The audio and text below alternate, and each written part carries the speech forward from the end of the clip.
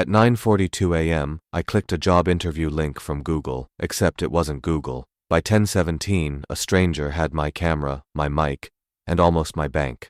I wasn't job hunting. I liked my logistics job in Ohio. Maps, routes, clean numbers. Then a 2:12 a.m. LinkedIn DM from Avery Google Talent landed. They referenced my cold chain talk, my GitHub, my pet project. The email followed at breakfast. Interview at careers-google.com, capital I pretending to be an L. I didn't notice.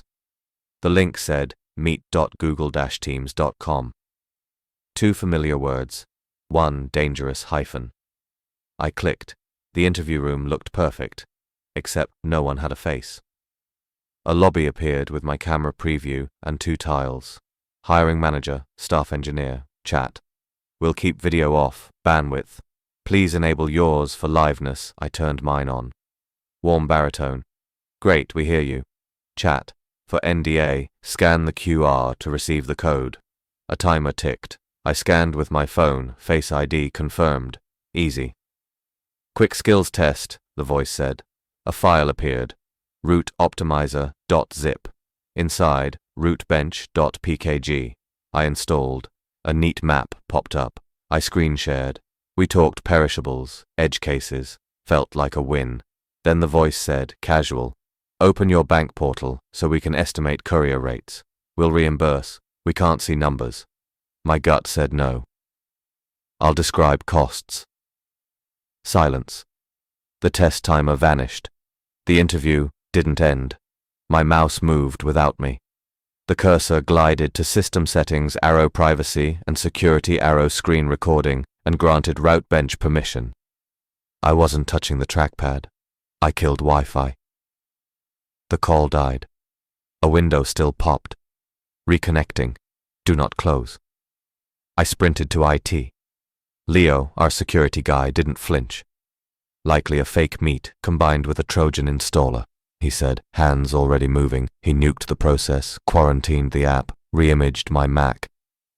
They wanted screen/mic, maybe persistence.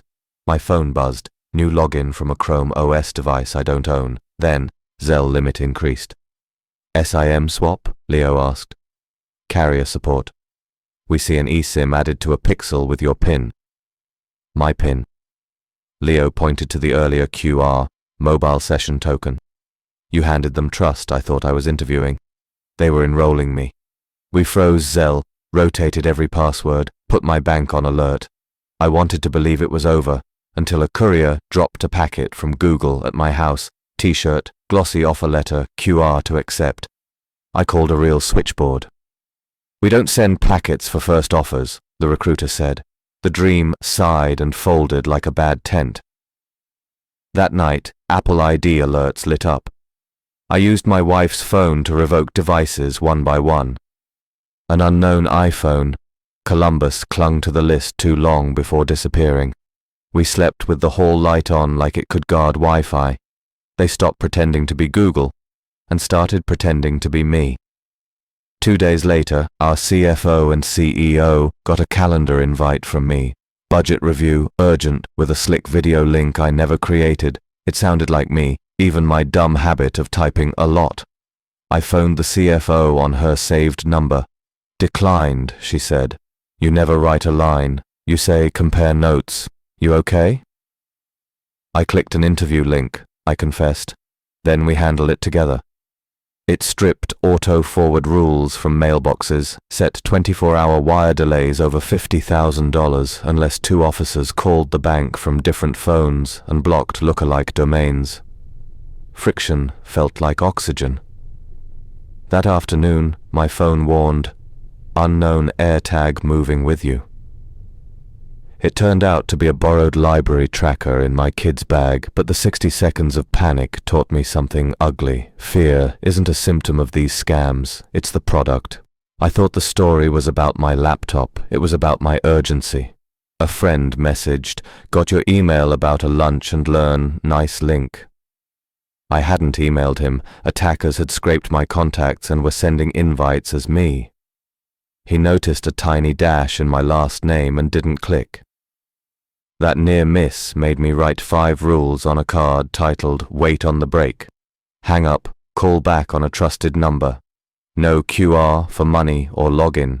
2 humans. 2 phones for wires vendor changes. 24-hour delay on big payments. If it flatters or rushes, verify twice. 2 days later, those rules mattered.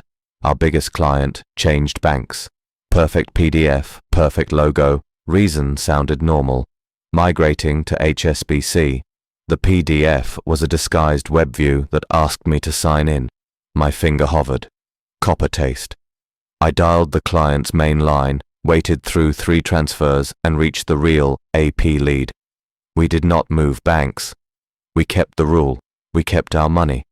When I read the final report, I found the part that still chills me. Leo's timeline. Domain registered 46 days before I clicked. LinkedIn/GitHub/YouTube scraped weeks in advance. A fake meet spun up and torn down in hours. The voices, assembled from podcasts and cue and as the laugh and cough placed like soundboard buttons. There were no cameras, just an operator with a script and a timer. I opened the drawer where I'd stuffed the glossy offer letter and realized how proud I would have been to post it.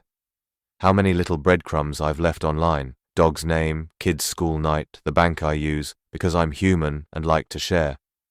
I scrubbed a few posts. Not paranoia, proportion. Here's the twist, no one tells you. Most cons don't beat your brain. They beat your breathing, timers, urgency, flattery. Just this once. So do one thing tonight. Write your own wait on the break.